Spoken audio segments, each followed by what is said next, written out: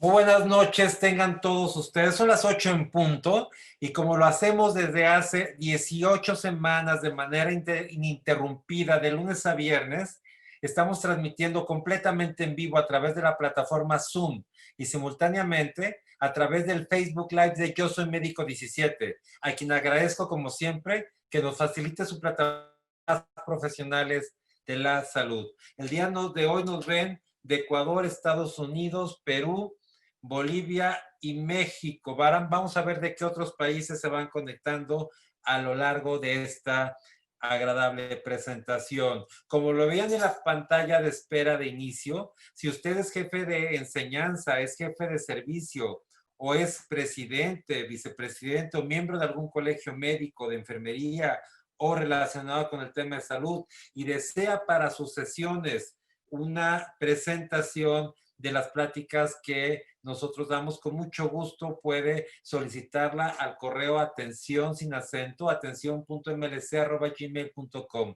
atención sin acento.mlc@gmail.com, y con mucho gusto programaremos, facilitándole nosotros, por supuesto, toda la infraestructura y por supuesto sin ningún costo para los profesionales de la salud en estos momentos.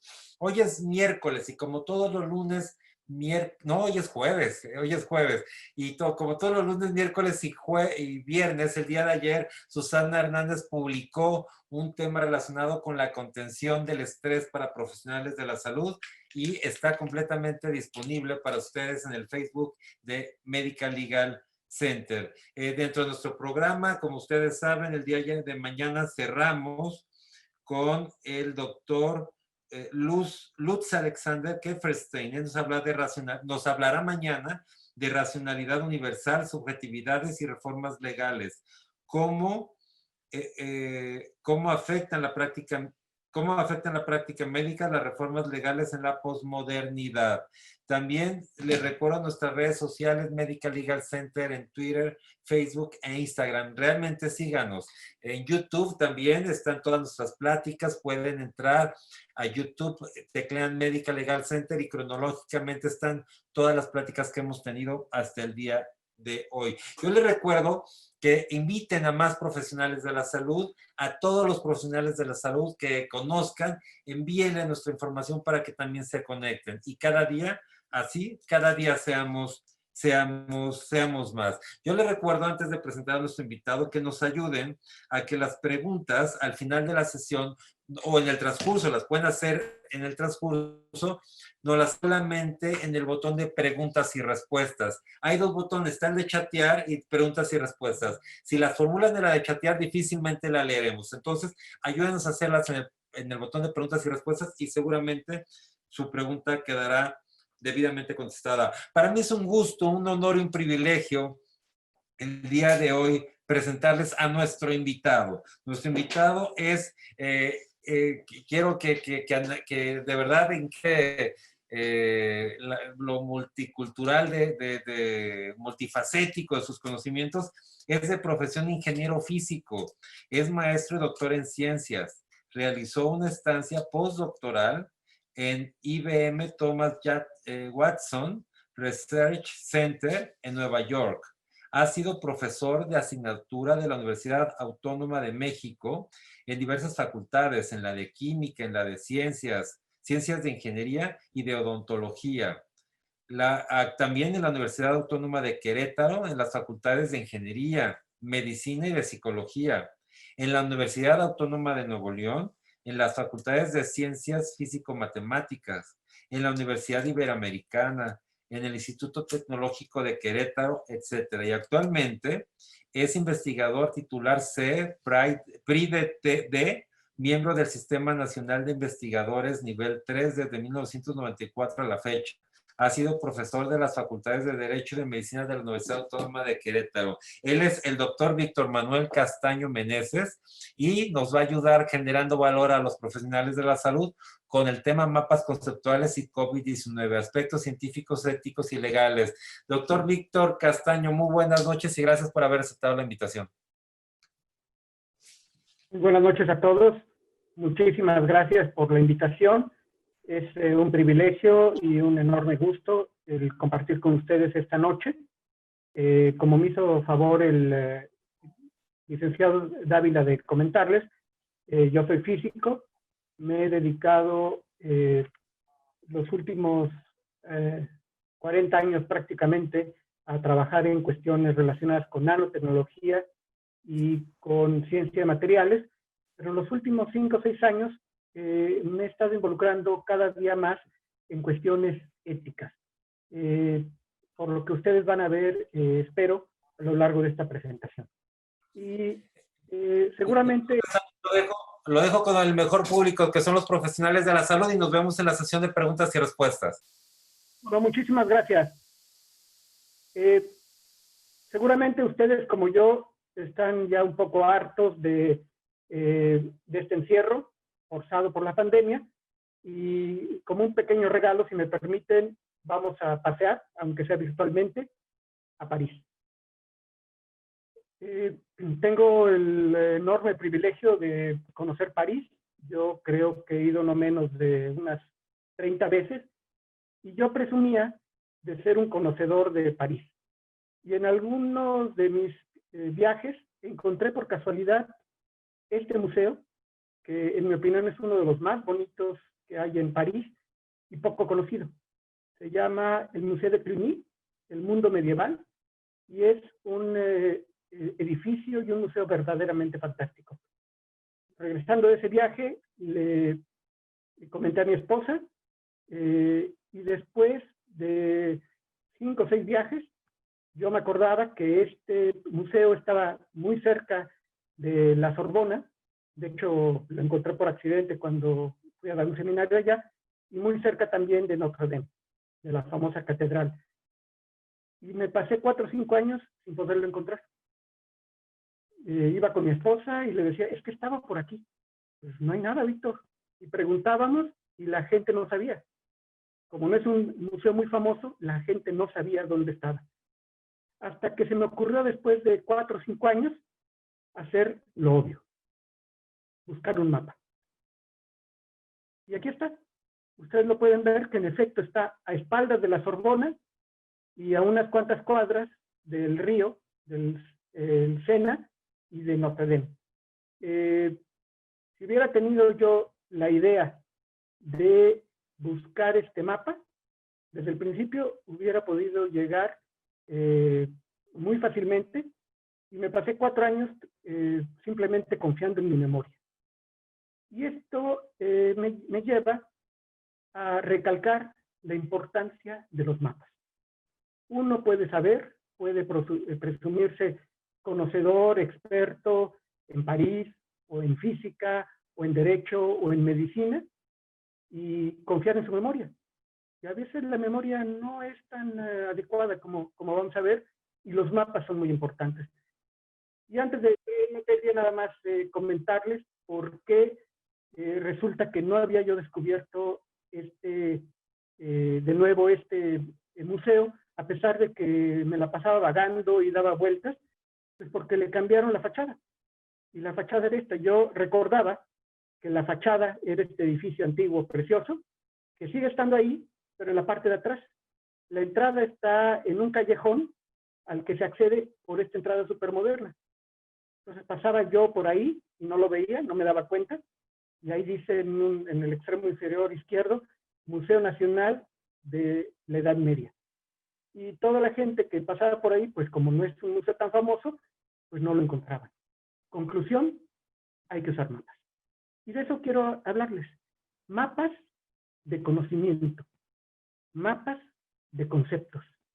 Insisto, podrían ustedes considerarse expertos en lo que quieran, como yo me consideraba experto en París, y resulta que no pude llegar a un lugar que estaba literalmente a media cuadra de donde yo había estado buscando.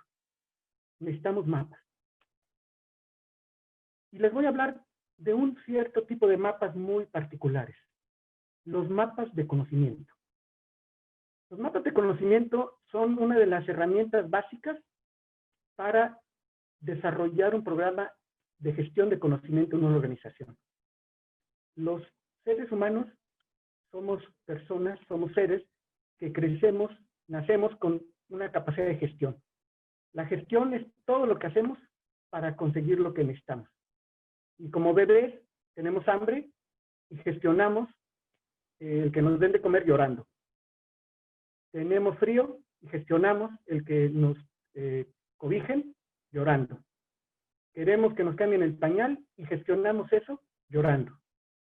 El problema es que llegamos a los 50 años y seguimos gestionando lo que queremos llorando, o protestando, o haciendo marchas, o criticando, o haciendo memes, a pesar de todo el conocimiento que en esos 50 años seguramente hemos coleccionado. Y para lograr esa mejor gestión, una herramienta fundamental es este mapa de conocimiento, saber dónde estamos en París, saber dónde estamos en la medicina, en el derecho, o en este caso, en esta pandemia del COVID-19. Entonces, un mapa de conocimiento identifica dónde está el conocimiento, pero es una cosa muy importante, no lo contiene, nos informa sobre el conocimiento. Y ya habrán oído ustedes la frase de un famoso comunicólogo, el mapa es el territorio. Y eso es lo que resalta la necesidad de tener un mapa del conocimiento, de ese conocimiento que a lo largo de 50 años de primaria, secundaria, preparatoria, licenciatura, maestría, doctorado, postdoctorado, 30 años de experiencia profesional, todo ese enorme conocimiento a veces no nos sirve para gestionar lo que necesitamos de manera adecuada, porque no tenemos un mapa. Estos mapas de conocimiento pueden centrarse en un tema o aportar una visión completamente global. Y algo muy importante es que debe estar pensado no como un ejercicio intelectual, sino en los usuarios. Y ese usuario puede ser yo mismo, mis alumnos, mis colegas, mis clientes, etc. Y en ese sentido, un estudiante mío de doctorado y yo, César Aguado, publicamos a principios de este año, en marzo, un artículo que ha tenido un gran impacto en la literatura, y que es un mapa del conocimiento del COVID-19. Y de eso quiero hablarles el día de hoy. ¿Para qué nos sirve y a dónde nos ha llevado este mapa del conocimiento del COVID? Este mapa de conocimiento es una guía que nos permite ver dónde existe el conocimiento. Primero, cuáles son los conceptos más relevantes, cuál es la relación que este conocimiento tiene con procesos, estrategias, redes, cobros, todo lo que es la vida de una organización o una persona. Y pues todos los parámetros que necesitamos, ubicación, soporte, relevancia, costos, etcétera. Y finalmente, ¿cuáles son las rutas del conocimiento? Seguramente nos ha pasado haber tenido algún profesor al que todos le reconocíamos que era muy capaz y que sabía mucho, pero que no sabía enseñar. Típico.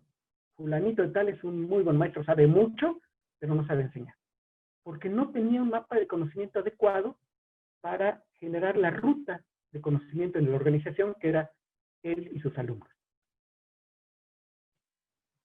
Y en este momento, donde estamos todos inmersos, necesitamos mucho más conocimiento para un problema como el COVID. Y resulta que pues, realmente desconocemos el conocimiento estratégico que tenemos. Ese conocimiento, como verán ustedes un poco más adelante, está disperso y no está disponible en el tiempo y el lugar donde se necesita. Pocas personas lo tienen y es muy difícil mantenerlo cuando un proceso de reestructura o las personas son transferidas a otras áreas.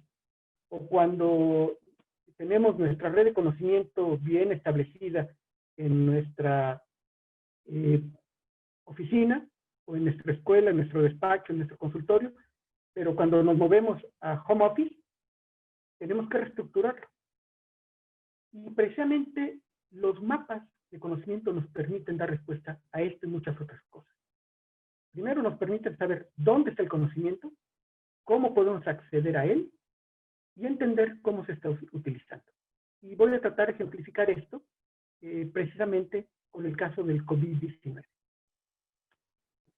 Y en ese sentido, lo que hicimos específicamente fue construir en este trabajo, que es parte de la tesis doctoral de César Aguado, un mapa de conocimiento translacional. Esto quiere decir que nos permitió trasladar conocimiento, como verán, de diferentes áreas, desde la medicina, la política, la física, la química, etcétera, la geografía, todo lo que se les ocurra, a partir de una serie de análisis en varias bases de datos.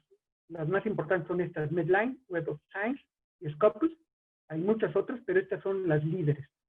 Y nos pusimos a ver cómo se relacionan los diferentes conceptos: COVID-19, 2019 COVID, SARS, etcétera. Y lo que encontramos, como les demostraré enseguida, es que algunos campos de investigación están conectados, pero difieren en estructura, contenido y evolución. Y a lo que vamos a llegar a analizar es si esto es conveniente y nos permite tener un mapa para llegar a donde necesitamos, que es sacar a la humanidad, sacar al país, sacar a nuestra familia y sacar a nosotros mismos de esta pandemia tan terrible.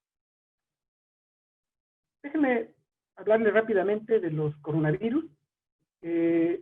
Esta familia de virus se descubrieron o se describieron por primera vez en 1965 por un par de investigadores que habían encontrado una serie de pacientes con lo que pensaban al principio que eran resfriados comunes y corrientes, pero que empezaban a ver que tenían otras características importantes. Y los describieron, se dieron cuenta que eran una nueva familia de virus, y el término coronavirus se empezó a usar oficialmente en 68, porque, como ustedes saben, tienen forma precisamente de una corona, vista en el microscopio electrónico.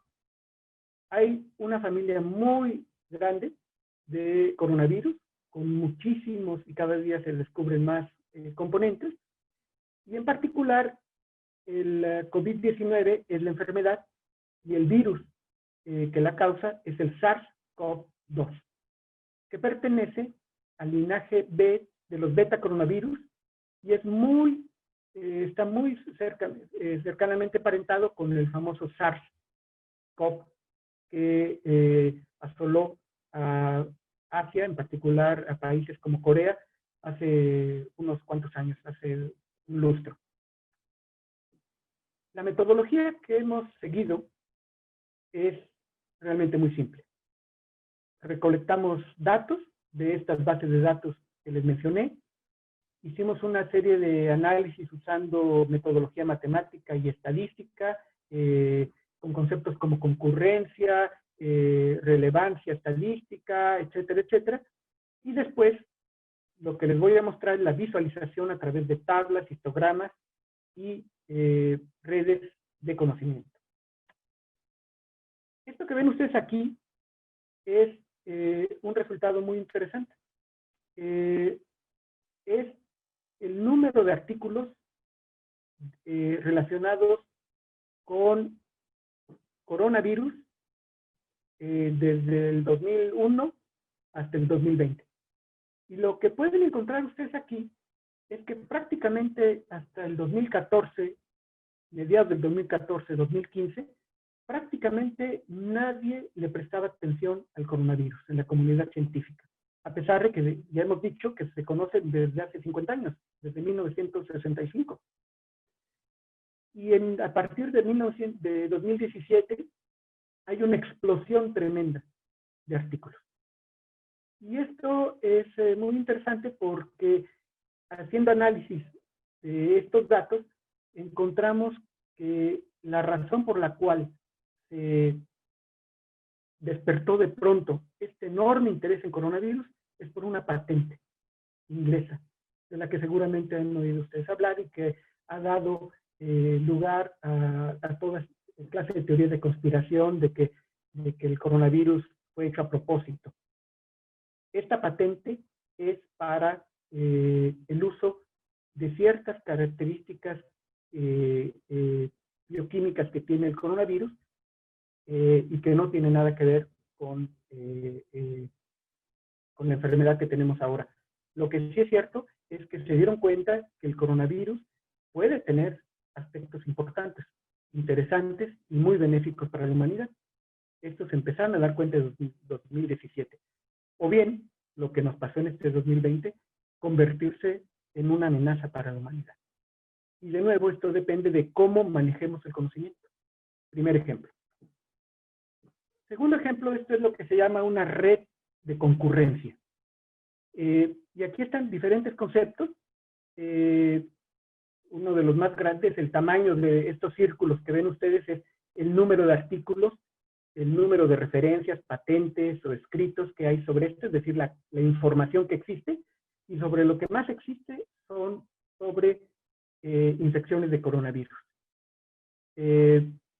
Hay una relación, por supuesto, muy clara y sobre todo a partir de diciembre del año pasado con China, con seres humanos, con la generación de enfermedades, pero existen otros conceptos muy importantes como son el SARS. Ya les comenté que el SARS es un virus muy semejante y donde hemos desarrollado mucho conocimiento que la gente no está aplicando. Como ven ustedes aquí, prácticamente no hay ninguna conexión con el coronavirus del SARS, que es este círculo verde que está abajo a la derecha. Otro ejemplo interesante, estamos ocupadísimos y preocupadísimos con el virus del COVID-19 y no nos damos cuenta que un primo hermano muy cercano ya tenemos información que prácticamente no estamos utilizando. Haciendo un análisis de conceptos, todos los conceptos relacionados con el coronavirus, encontramos este diagrama, que se llama la estructura conceptual. Y lo que ven ustedes aquí son varias cosas interesantes. Primero, de nuevo, los tamaños de los círculos es la cantidad de información. En algunos casos tenemos mucha, y en otros tenemos muy pequeña. Y los colores significan familias, cosas que están relacionadas entre sí. Y por ejemplo, de nuevo, ven lo café a mano izquierda, coronavirus del SARS, que está asociada a una serie de conceptos interesantes médicos, pero que prácticamente no tiene ninguna relación con este círculo grande azul de mano derecha, que son el síndrome respiratorio agudo, severo. Están relacionadas, pero nadie se ha dado cuenta. Lo que sí es interesante es que China está en el centro, pero no necesariamente es lo más importante de lo que está pasando. Y vemos también otra cosa muy importante, que los diferentes colores se relacionan poco entre sí. Y entonces tenemos gente haciendo modelos matemáticos, gente haciendo tratamientos, gente haciendo políticas, etcétera, y no se hablan entre ellos, generando conocimiento que son como islas separadas. Lo que hicimos también fue desarrollar una metodología para convertir esta estructura conceptual, que es pues, complicada, es difícil de seguir, es como si les doy un mapa de París con indicaciones de todas las coladeras, de todos los restaurancitos, de los puestos ambulantes, demasiado detallado, tan detallado que probablemente no les sirva. Y sirve más un diagrama como este. Y este es el mapa conceptual del coronavirus. Y lo que vemos aquí es algo interesante y muy preocupante.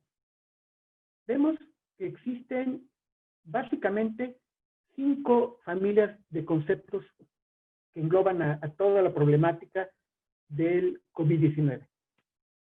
Ven ustedes, por ejemplo, círculo azul, enfermedades en niños, en mujeres, el SARS.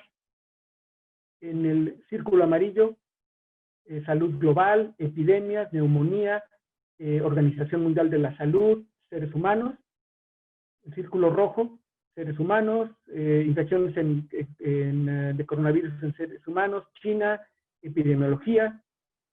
Circulito café, coronavirus del SARS, técnicas fluorescentes de anticuerpos que son importantísimas para generar una metodología para detectar de manera eficiente y rápida y barata el virus.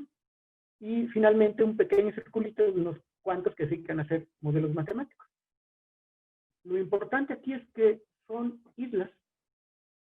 Hemos estado durante más de 50 años y sobre todo en el último año generando una cantidad de conocimiento impresionante.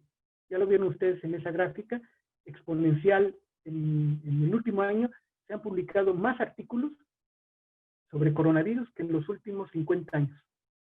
En un año, de hecho, lo que llevamos, 8 meses, se han publicado muchísimos más artículos que en los 50 años anteriores, lo cual está muy bien.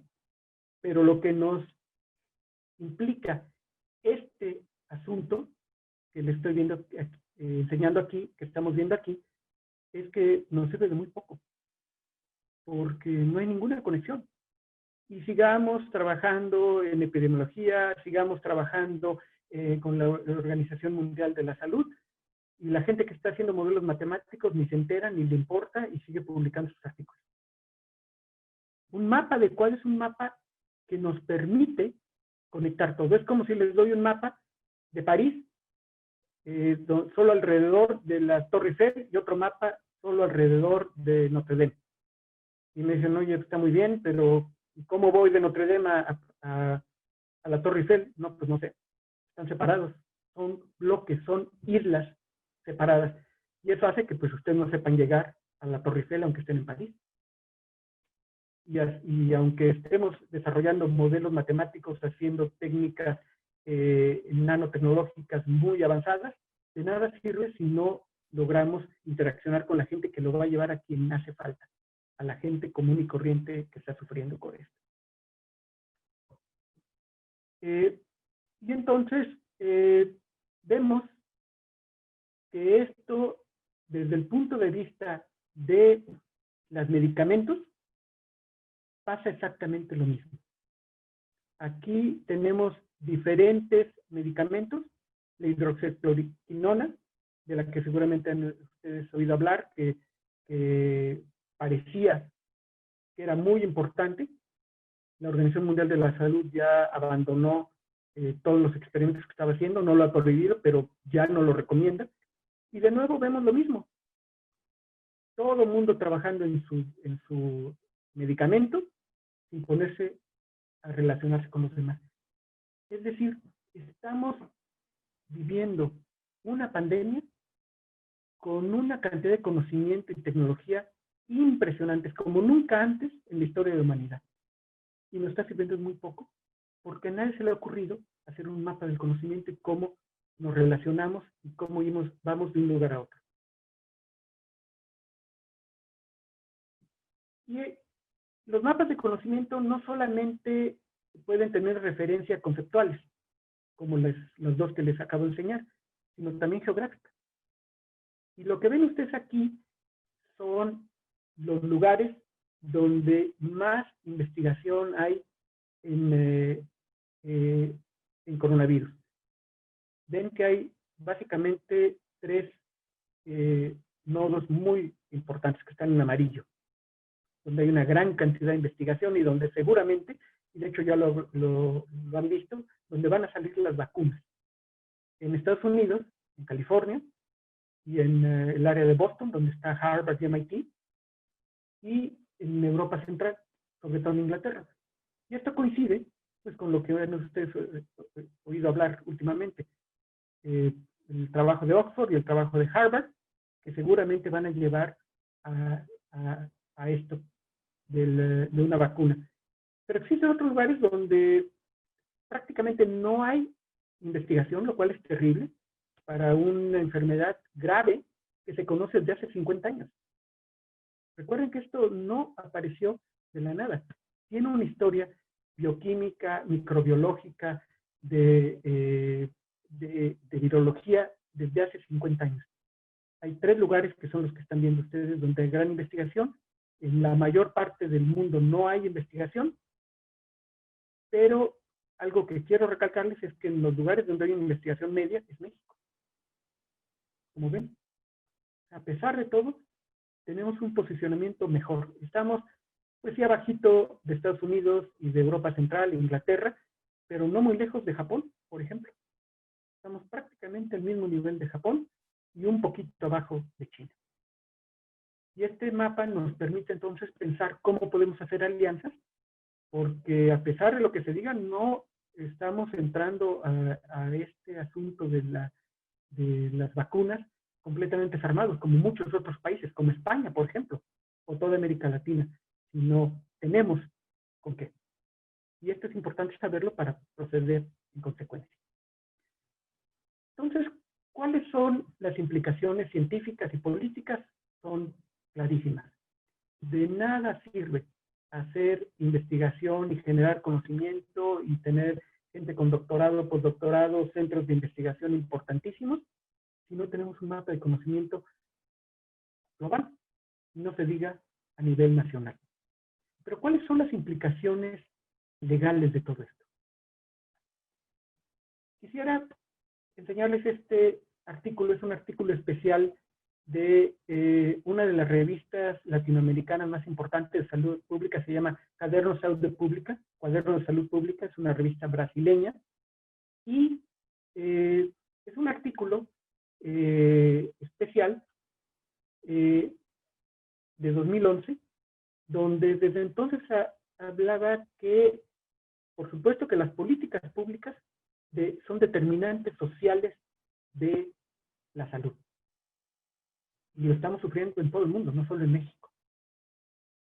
Y el reto, de acuerdo con este investigador, es cómo producimos, por supuesto, pero sobre todo cómo usamos la evidencia científica. Y que no se convierta en discusión política y opiniones. Yo creo que sí vale la pena usar mascarilla, pues yo creo que no, yo creo que hay más muertos, o no, yo creo que menos, y hay que contarlos por cada millón de habitantes, no, hay que hacer la cuenta total, etcétera, etcétera, sino cómo usamos ciencia y conocimiento, y para eso necesitamos un mapa. Porque si no tenemos mapa, pues les va a pasar lo que me pasó a mí y a mi esposa. Le platiqué del Museo de Cluny, y cuando estábamos ahí a una cuadra, yo le decía, es que yo me acuerdo que es para acá, no, Víctor, para allá no está, seguramente es para acá. Y nos estábamos discutiendo, peleando, y nunca llegamos a donde queríamos llegar, porque no teníamos un mapa. Y esto es lo que nos está pasando, insisto, no solo en México, sino a nivel mundial. Y entonces, de acuerdo con este artículo de otra revista muy importante que se llama Health Affairs, Asuntos de Salud, necesitamos generar evidencia para decretar políticas públicas. No porque a mí se me ocurra, no porque yo crea que es así, no porque yo soy el que está en el poder, no porque estoy en elecciones, y esto estoy hablando de absolutamente todo el mundo. ¿Cómo podemos tener mejor evidencia y por lo tanto tomar acciones? Y pues la manera de hacerlo es teniendo un mapa primero de dónde estamos. Esta es un artículo también de todo esto que les estoy mostrando con mucho gusto a través del licenciado Dávila. Les puedo hacer llegar los artículos completos de la revista de leyes de la Universidad de Cornell, que como ustedes saben es una de las universidades más famosas del mundo. Y desde 2011 se planteaba que necesitamos una ley basada en evidencia. Pero como van a ver, evidencia científica. Esta es otra revista interesante que publica la barra americana, la barra de abogados de los Estados Unidos, que se llama Jury Metrics. El simple nombre es muy interesante. Jury es de juris, leyes, jurídico, y metrics de medición. ¿Cómo medimos las cuestiones jurídicas? Es decir, ¿cuál es la relación entre ciencia y lo que se toma legalmente como evidencia? Y el subtítulo de este artículo es muy interesante. La venganza de Galileo. ¿Cómo se puede llenar de ciencia basura un juzgado? Y esto es en atención al famoso juicio contra Galileo. Y Galileo se ha desquitado de acuerdo con esto, precisamente porque en muchos lugares, y no solo, insisto, en México, se habla de evidencia científica, y pueden pensar en un montón de casos muy mediáticos, como los famosos 43 y muchísimos otros que tenemos, que tienen evidencia científica, entre comillas. Y de nuevo, como no tenemos un mapa, no sabemos dónde estamos parados. Y este es un ensayo precisamente en esta revista sobre cómo podemos llegar a una ley que esté basada en evidencia, pero en evidencia correcta, concreta, medible, con un mapa de conocimiento adecuado. Esta es otra revista que se llama Litigation and Trial, litigio y juicio. Y hay una cosa que discute muy importante, que una cosa es la evidencia científica y otra el método científico. Podemos tener en algún juicio evidencia científica, pero que esta evidencia científica no ha seguido el método científico. Y lo estamos viendo con las famosas discusiones del número de muertos que tenemos cada día, las grandes discusiones, y cada uno de los partes en conflicto discuten y dicen que tienen evidencia científica. Pero ninguno dice y muestra el mapa de cómo está relacionada esa evidencia científica con todo lo demás y cuál es el método que se siguió. Quiero entonces terminar poniéndome a sus órdenes a través del licenciado Dávila, o también me pueden contactar a través de mi correo electrónico, de mi página de internet. Prácticamente todos mis trabajos los subo, aunque sea de manera resumida, a Twitter y a Facebook, donde me pueden encontrar. Y concluyo agradeciendo de nuevo al licenciado Dávila su amable invitación y a todos ustedes su paciencia, diciéndoles que sobre todo en un mundo como el que estamos viviendo, con problemas gravísimos que no nos esperan, que no nos están esperando ni nos van a esperar, no acabamos de pasar en algunos países la primera ola de contagios, cuando estamos a punto de entrar en otros países a la segunda ola. Y no hemos resuelto la primera. No podemos simplemente esperar, no podemos tampoco, sin un mapa, insisto, sin un mapa de conocimiento, decidir qué es lo que sigue, cómo vamos a seguir, cómo vamos a continuar y cómo vamos a resolver este problema. Les agradezco, termino aquí y les deseo éxito en la construcción de su mapa conceptual. Gracias. Wow, doctor, doctor Castaño, qué increíble. Hoy nos acaba de dar una lección, y no solamente de cómo atender el COVID, sino una lección de vida. ¿Cuántas veces yo, por ejemplo, una de las actividades que desarrollamos es precisamente el desarrollo de software, y cómo no podemos iniciar un desarrollo ni una línea de código si no hay un plano y un mapa de lo que vamos a hacer? Y muchas veces está como el que va a construir una casa sin un plano, sin un mapa, sin nada, y empieza a pegar ladrillos, y pues es un caos. Actualmente, en el tema de esta pandemia, doctor, yo le quiero hacer dos preguntas. La primera, a toro pasado, ¿qué es lo que se pudo haber hecho diferente?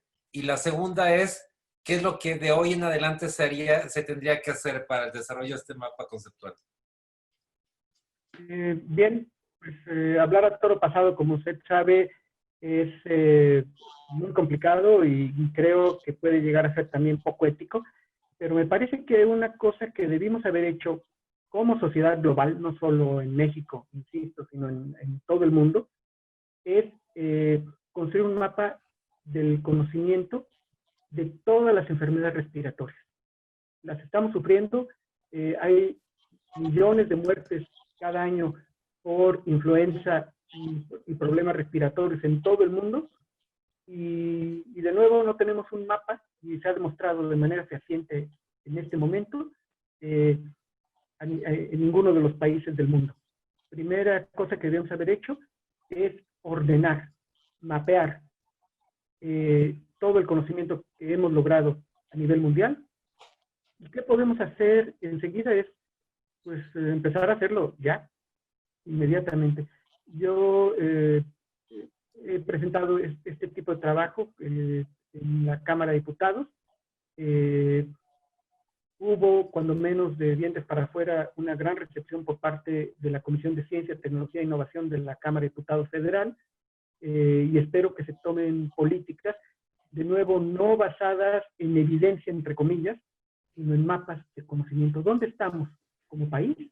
¿Dónde estamos como mundo? Sí, Y de ahí sí, sí. tomarlas adelante.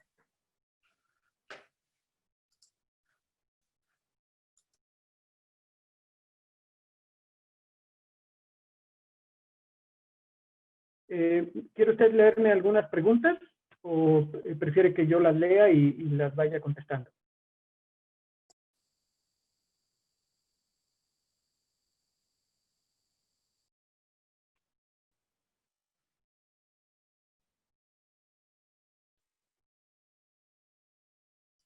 Doctor, fíjese que tuve un problema con mi internet, ya me escucha, ¿verdad? Ya le escucho.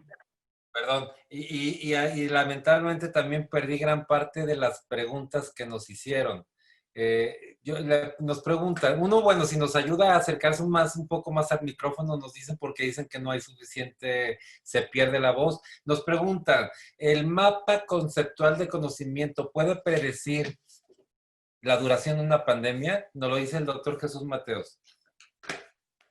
Yo creo que como tal no puede predecirlo, pero sí nos puede, de nuevo, dar un mapa de cuál es la ruta o las rutas que tenemos enfrente y decidir cuál es la más conveniente. De nuevo, con mi ejemplo del mapa de París, y estamos en Notre Dame, nos puede decir el mapa cuáles son las posibilidades de irnos, nos podemos ir caminando, tomamos el metro o tomamos un autobús, que está lloviendo, etcétera, depende de las condiciones. Yo no diría que predecir, pero sí nos ofrece las diferentes rutas donde uno ya puede tener elementos para decidir cuál es la más adecuada. Lo felicito a la doctora Teodula le envía saludos. La doctora dice, alguien más nos pregunta, en nuestra cultura actual requerimos que los mapas conceptuales se generen desde un trabajo de universidades y agrupaciones médicas para realizar un proceso de aprendizaje y construcción de conceptos que garanticen la prevención y desarrollo contra los conceptos salud y enfermedad. Este mapeo nos permitirá generar procesos para actuar y vivir siempre en un proceso de mejora. ¿Qué opina, doctor? Estoy absolutamente de acuerdo con la doctora, a quien también le envío un saludo. Muchas gracias.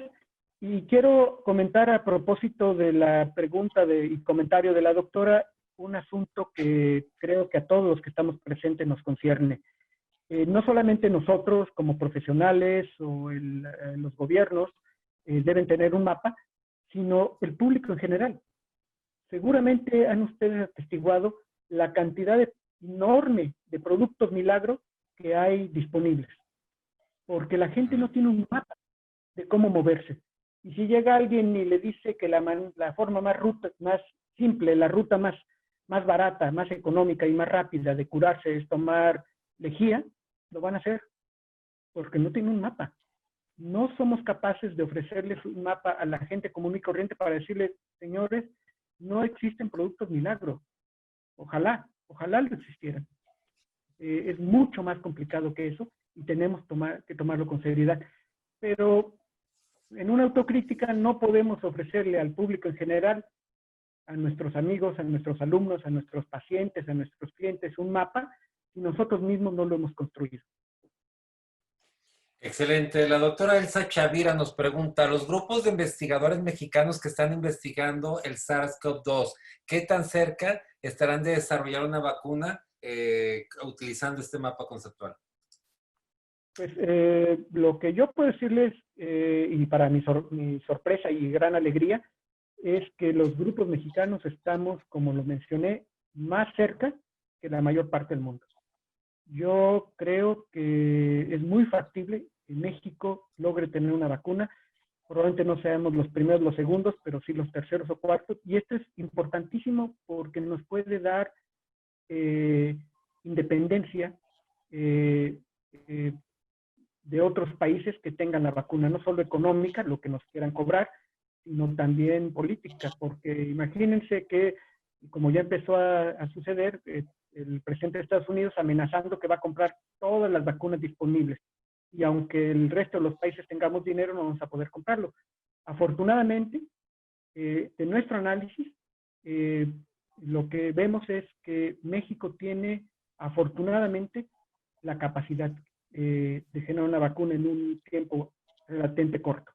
Y aprovecho para comentar que hace 30 años México era un referente mundial en vacunas. Y por desgracia empezamos a destruir y a dejar de apoyar eso. El día de hoy estamos muy lejos de lo que estábamos hace 30 años a nivel internacional, pero por fortuna seguimos siendo competitivos. El doctor Virgilio Gómez, excelente enfoque científico de visualizar el hoy y el mañana, con datos duros y seguros para nuestro bien y el del prójimo. Nos pregunta también Irma Cruz, ¿el mapa mental nos ayudará a planear y solucionar la problemática de las actitudes de la población ante las agresiones al personal de salud? Yo creo que también. Yo les he hablado de mapas conceptuales, de mapas de conocimiento, pero lo que nos menciona la doctora es también importante un mapa mental. Cuando en nuestra mente solamente hay ideas, imágenes, chismes, memes, tweets, sin ninguna dirección, empiezan a suceder este tipo de fenómenos tan lamentables. Necesitamos ayudar a la población a que se genere un mapa mental de cómo podemos salir adelante y pues la posición es, ante todo, una posición ética. Nos pregunta cómo hacer el mapa del antes y el del hoy. Más bien yo pensaría, ¿cuáles son las preguntas que tienen que hacerse para hacer ese mapa? ¿Con qué preguntas tengo que responder? Esto es un poco como si le preguntaran a un gran cocinero, oye, ¿cómo le haces para que te quede tan rico el molde? Pues hay que quemar los chiles, preparar el pollo de tal manera, etcétera. Por supuesto que hay recetas, pero también es oficio. Y existen metodologías, todo este asunto de la medición, de la ciencia y de la construcción de mapas conceptuales, es tan importante que ya existe una disciplina científica que se llama cienciometría, scienceometrics, que es la ciencia de la ciencia. La ciencia de medir la ciencia, que cada día es más importante. Pero esto no deja de lado que pues también el oficio, ya son muchos años de estar trabajando en esto. De acuerdo, el doctor José Huerta López le envió un saludo y dice, él es profesor de la UNAM con posgrado en alergia e inmunología. Dice, me recordó a Alvin Toffler, vivimos tercera ola, la información y la selección de la información es la revolución del conocimiento. Cada minuto es más importante que el anterior. Felicidades, lo admiro. Pregunta, ¿dónde se preparó y dónde trabaja hoy en día? Lo platicamos, pero lo dijimos al inicio, pero si quiere confirmarlo, doctor. Sí, muchísimas gracias, también un saludo y por supuesto que Alvin Toffler es uno de los grandes futurólogos de la historia y es una referencia obligada para este tipo de cosas. Y pues hablándoles de mi carrera, yo estudié ingeniería física y después hice una maestría y un doctorado en física y empecé a trabajar en Estados Unidos con los pioneros de lo que hoy se llama nanotecnología, que está muy de moda también y que también ha sido un término del que se ha abusado, por desgracia, mucho. Y en esa época no existía el término, este término se inventó en los 90, pero pues el concepto ya existía desde hace mucho tiempo, probablemente desde tiempos ancestrales se conoce la nanotecnología, aunque con otro nombre, y esto me ha llevado a diferentes cosas, como por ejemplo las aplicaciones médicas, y luego al darme cuenta que para hacer aplicaciones médicas uno necesitaba hacer un mapa de conocimiento para saber dónde estoy parado como físico, dónde puedo tener un impacto y dónde puedo contribuir, pues me obligó a empezar a hacer estos mapas de conocimiento. Y el mapa más reciente, conceptual, que he construido es mi participación en este asunto de cuestiones jurídicas. Actualmente soy profesor de la Facultad de Derecho de la Universidad Autónoma de Querétaro, en una maestría en bioética y ética aplicada, y probablemente les parezca raro que un físico que hace nanotecnología esté en esto, pero precisamente al construir el mapa de conocimiento, para mi sorpresa me di cuenta que estaba más cerca del derecho de lo que yo me hubiera imaginado. Wow, felicidades. Diana Laura Ruiz, excelente ponencia. De verdad es una realidad que COVID es un tema en boca de todo investigador hoy en día, pero solo son piezas desordenadas en un enorme rompecabezas al cual no se le ve fin. Nos pregunta Irma Cruz, ¿considera que la ingeniería de procesos ante la situación actual se puede reconsiderar en nuestro mapa mental inicial? Yo estoy convencido de que sí. Todos los procesos, tanto personales como sociales, como industriales, están siendo ya reconvertidos. Seguramente habrán oído hablar todos ustedes de la industria 4.0, la cuarta revolución industrial. Y a mí me parece que forzados por este efecto del COVID-19, esta revolución va a tener que acelerarse, se está acelerando. Y prueba de ello es que los que no hacían home office lo tienen que hacer ahora. Los maestros que no daban clase por internet lo están teniendo que hacer ahora. Y una cosa fundamental es que necesitamos construir un nuevo mapa. El mapa que nos permitía trabajar y ser exitosos en nuestra oficina físicamente presentes, perdónenme que se los diga, pero no es el mismo mapa que necesitamos para ser eficientes y exitosos trabajando desde nuestra casa. Exacto, la doctora Juárez nos pregunta, pero de esta enfermedad no sabemos mucho, es como si los ingredientes de algo no lo conocemos, entonces, ¿cómo elaboramos un mapa conceptual si desconocemos cómo iniciarlo? Pues precisamente esto es parte de la ciencia y arte de hacer mapas conceptuales. Es una búsqueda donde uno empieza a buscar en la red información y empieza a encontrar relaciones entre ellas. Les puedo comentar que se publican aproximadamente 2 millones de artículos científicos al año en todas las disciplinas y cerca de 1 millón de ellos son sobre cuestiones médicas. Es decir, si usted divide 1 millón entre 365 días, entre 24 horas, entre 60 minutos y entre 60 segundos, esto les da como 0.001. Es decir, tienen que estar leyendo un artículo para mantenerse al día cada milisegundo, lo cual es imposible.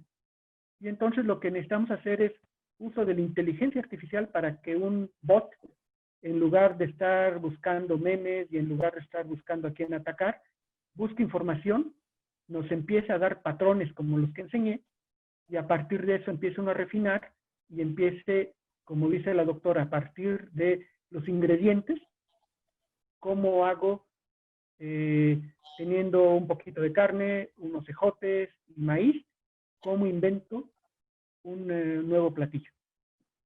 De acuerdo. El doctor Rafael Beltrán dice, excelente conferencia, nos hace poner los pies en la tierra. La doctora Magdalena Villagómez ya nos había hecho la pregunta, ahorita la va a elaborar y nos la vuelve a hacer. Dice, ¿cuáles serán los requisitos para un mapa conceptual completo y verdadero? O sea, ¿qué requisitos? ¿Cuáles son los puntualmente? Esto tiene que identificar el fin, etcétera. ¿Cuáles cree que pudieran dar así en una pasadita, doctor? Creo que el ingrediente fundamental para empezar un mapa conceptual es las palabras clave.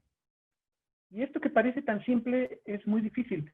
Un ejercicio que yo le pongo a mis estudiantes, sea cual sea su disciplina, sean físicos, ingenieros o abogados, es que definan su trabajo o su tesis con 2 palabras clave. Y es muy difícil. La gente empieza a echar rollo y empieza a me dar 10, 15, 20 palabras y se las devuelvo diciendo, no, necesito 2 palabras clave. ¿Cuáles son los conceptos fundamentales? Y esto lo da la experiencia, el oficio y el conocimiento. Exacto. La doctora Rodríguez dice, es como hacer un arquitecto que trabaje sin planos. Yo estoy de acuerdo con ella. Roberto Osorio dice, mapas conceptuales necesarios hasta para la vida cotidiana. Confirmado también. Dice el doctor Virgilio, ¿para los mapas conceptuales apoyan metaanálisis forzosamente? Sí, por supuesto. Por esta cantidad de artículos que les mencionaba, es imposible, no digamos para un ser humano, sino para una computadora, el estar buscando cientos de millones de artículos, reportes, tesis, patentes que hay y podríamos dedicarnos años. Entonces es fundamental hacer metaanálisis, análisis del análisis. Y estas son básicamente las herramientas matemáticas de las que yo les hablaba. De acuerdo. La doctora Ambris dice, en su opinión, ¿a qué cree que se deba que este conocimiento del tema de COVID siga fragmentado? O bien, ¿cuáles serían las razones por las cuales la comunidad científica no tiene una cooperación oportuna para resolver a cada una de las interrogantes sobre el tema de COVID? Yo creo que estamos pagando dos cosas, dos fenómenos muy acusados que han sucedido en la educación. Primero, la sobreespecialización. Somos capaces de hacer ingenieros, mecánicos, expertos en tuercas cuadradas, pero si le ponen enfrente una tuerca hexagonal ya no saben qué hacer. Hacemos abogados expertos en cierto tipo de litigios, pero cuando le hacemos una pregunta que está fuera de su ámbito de especialidad, no tienen, no digamos el conocimiento, ni siquiera el criterio para decir por dónde debo buscar. Entonces, la sobreespecialización me parece que ha sido terrible y eso es lo que refleja este mapa de conocimiento. Científicos en todo el mundo, en las mejores universidades del mundo, súper especializados, que son los mejores, ganadores de premio Nobel, y no hay nadie que sepa más de su tema, pero que se mueven a un tema ligeramente diferente y ya no saben qué hacer. Con la analogía Exacto. del mapa, que saben cómo ir de Notre Dame a la Sorbona por San Michel, pero cuando le cierran San Michel porque están reparando, ya no saben cómo meterse por los callejones. Exacto, nos dice María Insunza, dice, hasta mis hijos en la escuela les enseñan a realizar mapa mental continuamente, de ahí que son importantes. Álvaro Pedrosa, la ley basada en evidencias debe aplicarse a las políticas actuales que se encuentran en juicio o camino a juicio. En mi opinión personal, yo no soy abogado y simplemente como físico, yo creo, y por lo que he podido leer estos artículos que les mencioné, me parece que son elementos que no solamente fortalecerían los argumentos legales, sino además disminuirían todo este asunto de discusión, de pleitos por fake news, etcétera. De acuerdo, nos pregunta la doctora Leiva. En los medios de comunicación nos han informado que Sinvestave es el responsable del desarrollo estructural epidemiológico en consenso con las autoridades de la Secretaría de Salud en esta pandemia. ¿Cuál es su opinión concreta del manejo de la misma a nivel del método del mapa que usted expone en forma tan contundente? Yo creo que los científicos que están detrás de esto son gente capaz, por supuesto, que son expertos en su tema, pero me parece que adolecen de lo que hemos estado hablando. No basta con ser un gran matemático, un gran físico, un gran computólogo, como tampoco basta ser un gran médico, epidemiólogo. Necesitamos trabajar en conjunto, hacer que estas islas estén unidas, que se fusionen, y esto simplemente no es poner a dos personas en un comité, sino van a hablarse. Exacto. Que hablen, tengan la posición ética de humildad de oír al otro. Exacto. Dos preguntas más. La doctora Teodula dice, doctor Castaño, después de tanto tiempo de tener conocimiento de la existencia del coronavirus, ¿no se le dio la importancia para poder evitar que se presentara la pandemia que estamos viviendo hoy? ¿Será que no se consideró la realización de mapas conceptuales sobre la existencia y multiplicidad de este virus?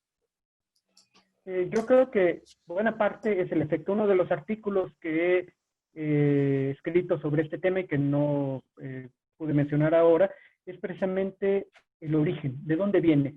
¿Recuerdan ustedes este asunto que venía de los murciélagos?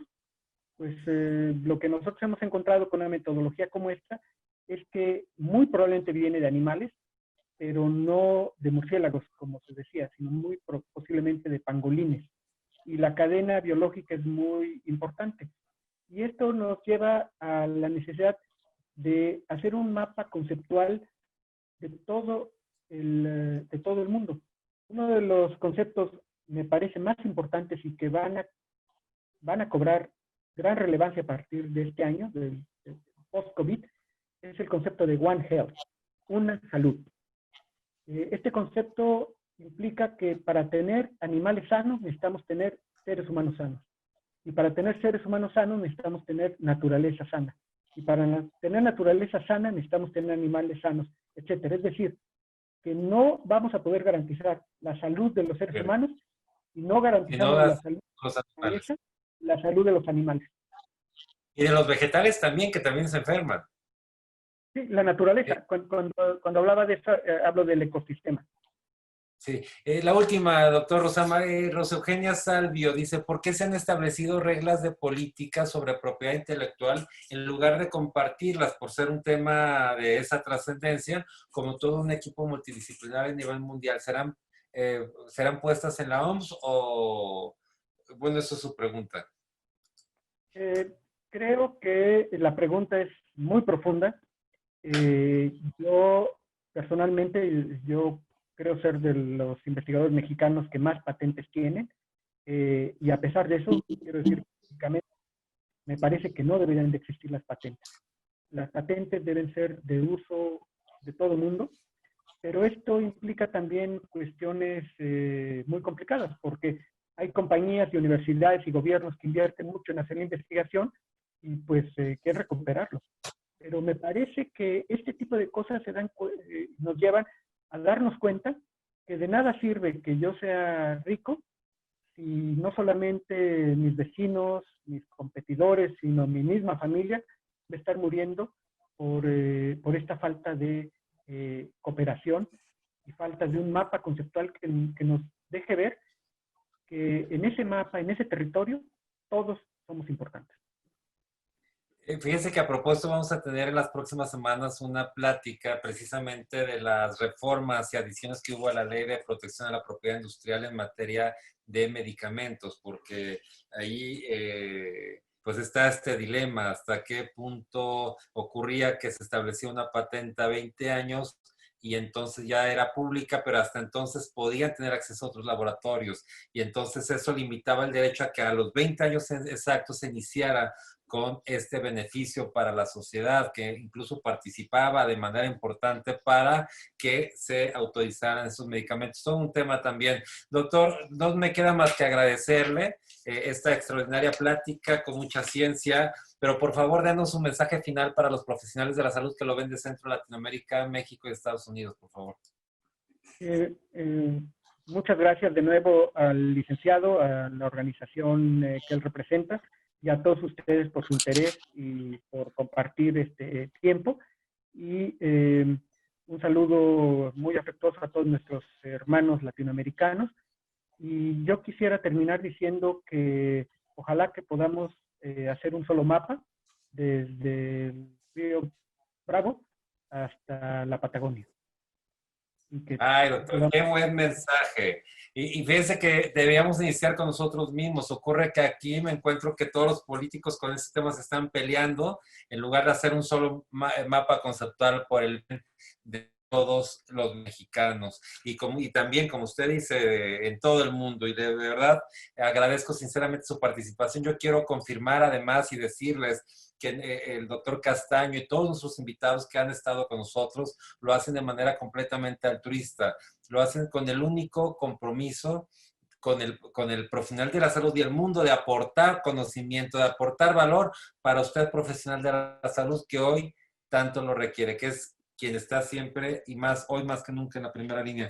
Doctor Castaño, muchísimas gracias. De mi parte no me queda más que informarles que esta plática está grabada, estará disponible para todos ustedes en el Facebook de Medical Legal Center, en el Facebook de Yo Soy Médico 17 y ya también en el YouTube de Medical Legal Center. Entran a YouTube, teclean Medical Legal Center y estará grabada, pueden compartirla, volverla a ver, si alguna duda les quedó, volverla a ver las veces que necesiten.